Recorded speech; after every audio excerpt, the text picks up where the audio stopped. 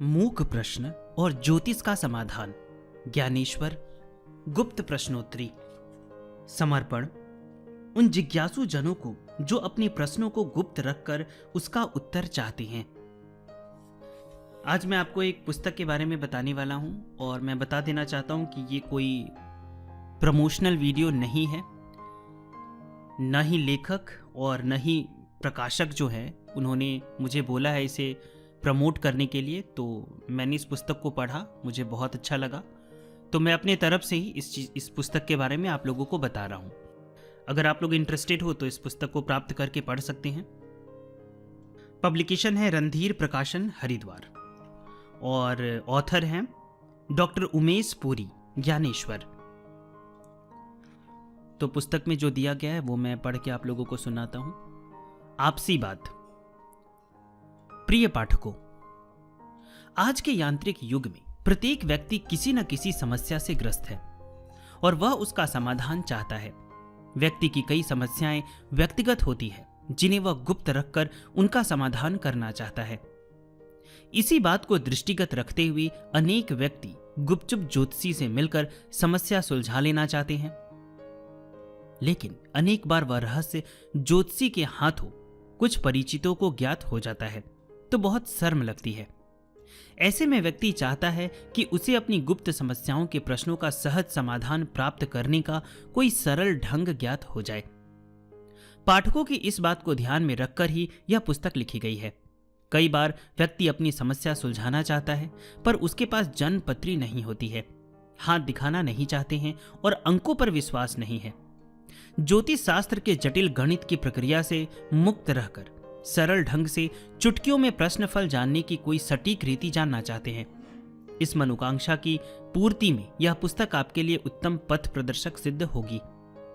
यदि आप दो राहें पर खड़े हैं, मन में उलझन है तो सुलझ नहीं रही है, तो ऐसे में आपको एक अच्छे सलाहकार की आवश्यकता है।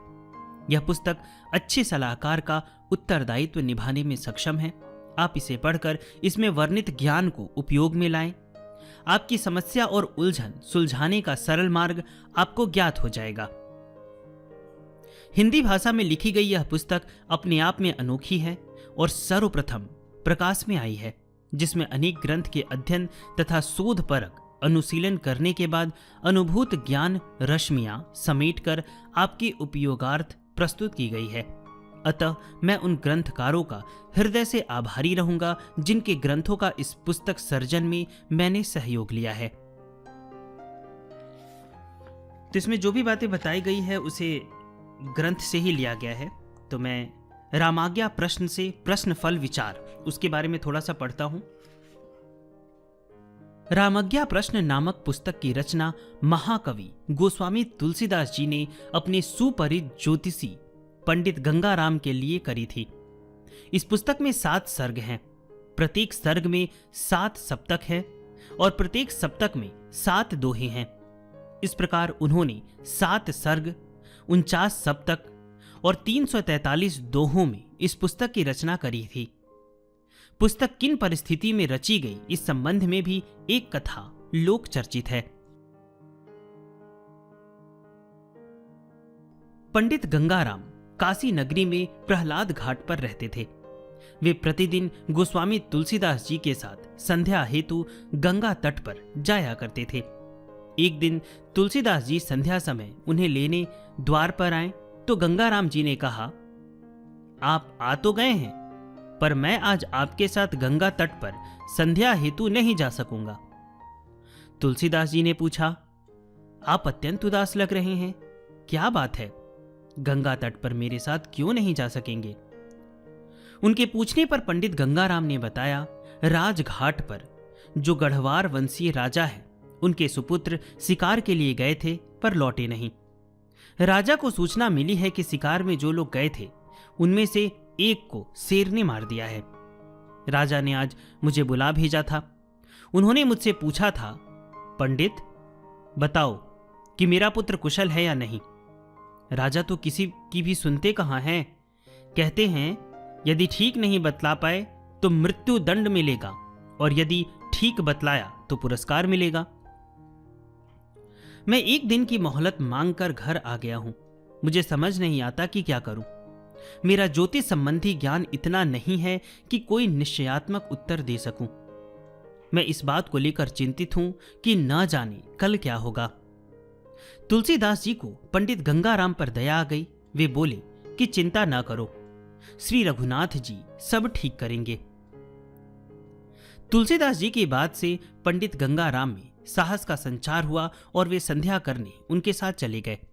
संध्या से लौटकर गोस्वामी जी ने लिखने की सोची और स्याही न होने पर भी कत्था पानी में घोलकर सरकंडे की कलम से 6 घंटे में इस पुस्तक को लिखकर पांडुलिपि गंगाराम को सौंप दी। अगले दिन गंगाराम राजा के पास गए और ग्रंथ से शकुन विचार करके बता दिया कि उनका सुपुत्र सकुशल है। राजा ने सुपुत्र के लौटने तक पंडित जी को कारागार में बंदी बनाकर रखा। जब राजकुमार सकुशल लौट आए तो राजा ने पंडित जी को मुक्त करके उनसे क्षमा मांगी और उनके चरणों में ढेर सी संपत्ति रख दी। वह सारा धन पंडित जी ने गोस्वामी तुलसीदास जी के चरणों में लाकर रख दिया। तुलसीदास जी ने धन लेने से इनकार कर दिया। मैं क्या करूंगा इन धन का? लेकिन पंडित जी के आग्रह करने पर उन्होंने 10,000 रुपए उसमें से ले लिए। इन रुपयों से तुलसीदास जी ने हनुमान जी के 10 मंदिर बनवाए, जिनमें हनुमान जी की दक्षिणाभिमुख प्रतिमाएं स्थापित करी।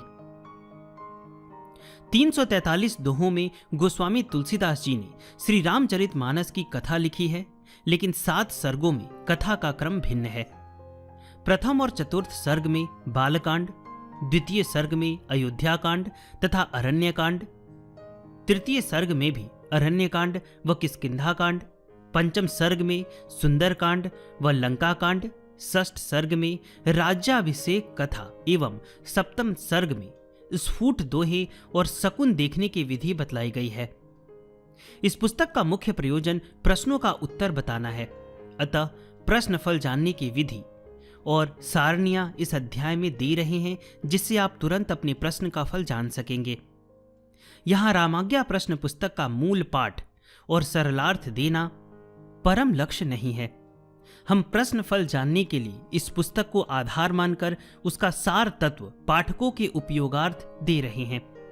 विश्वास है कि आप महाकवि तुलसीदास द्वारा रचित ग्रंथ रामाज्ञा प्रश्न में निहित ज्ञान के सारांश को इस अध्याय से समझकर एवं व्यवहार में लाकर अपनी उलझन सुलझा सकेंगे। तो आगे इसमें दिया गया है कि प्रश्न फल कैसे जानें, प्रश्न कैसे करें, किस दिन कौन सा प्रश्न पूछें, शकुन कैसे करें, प्रश्न फल कैसे कहें। उसके बाद सर्ग चक्र के बारे में दिया गया है, सप्तम चक्र के बारे में दिया गया है और बहुत साधारण भाषा में बहुत अच्छे तरीके से इसमें समझाया गया है। तो मैं डिस्क्रिप्शन में लिंक दे दूंगा। अगर आप इस पुस्तक को प्राप्त करना चाहते हैं तो आप अवश्य प्राप्त करें। और जैसा कि मैं समझता हूं कि आप लोगों का प्रश्न भी हमेशा मेरे व्हाट्सएप पे आते रहता है, बहुत सारे प्रश्न आप पूछते हैं और मेरे बस की बात नहीं है कि आपके सारे प्रश्नों के उत्तर मैं दे पाऊँ। तो अगर आप लोगों के मन में ऐसी उलझन है, और मैं तो कहूँगा कि इस पुस्तक को आप लोगों को अपने पास अवश्य रखना चाहिए, क्योंकि देखिए ये एक प्रमाणिक ग्रंथ से लिया गया है। तुलसीदास महाराज जी ने जो भी बातें बताई हैं उसको बहुत ही आसानी से इस पुस्तक में बताया गया है, समझाया गया है। तो जो भी आपकी दुविधा हो आप प्रश्न पूछ के उसका समाधान पा सकते हैं। तो डिस्क्रिप्शन में मैंने लिंक दिया है, अगर आप चाहें तो आप अमेजन से भी प्राप्त कर सकते हैं या फिर रणधीर प्रकाशन का भी मैं लिंक दे दूंगा। वहाँ पे बहुत अच्छी अच्छी पुस्तकें हैं, बहुत ज्ञानवर्धक है। तो और भी पुस्तक आप प्राप्त कर सकते हैं। आप डिस्क्रिप्शन अवश्य देखिएगा। और आगे इस पुस्तक में मतलब और भी चीज़ें दी गई है, जैसे केरलीय प्रश्न विचार, उसके बाद श्री राम श्लाका प्रश्नोत्तरी और बहुत बहुत सारी चीजें हैं, बहुत ज्ञानवर्धक चीजें इसमें। श्री कृष्ण श्लाका प्रश्नोत्तरी, नावांक प्रश्नोत्तरी चक्र, मिश्रित प्रश्नोत्तरी, मतलब बहुत सारी चीजें हैं। और पुस्तक का प्राइस भी बहुत ज़्यादा नहीं है। जैसा कि आप लोगों को पता है कि जितने भी बहुत ही मूल्यवान ग्रंथ होते हैं, क्या प्राइस होता है उसका। गीता प्रेस की पुस्तकें ही आप देख लीजिए, कितना अच्छा अच्छा महान ग्रंथ है और कितनी कम प्राइस है उसकी। तो अगर आप लोग इस पुस्तक को प्राप्त करना चाहते हैं तो डिस्क्रिप्शन देख लीजिएगा। बहुत बहुत धन्यवाद।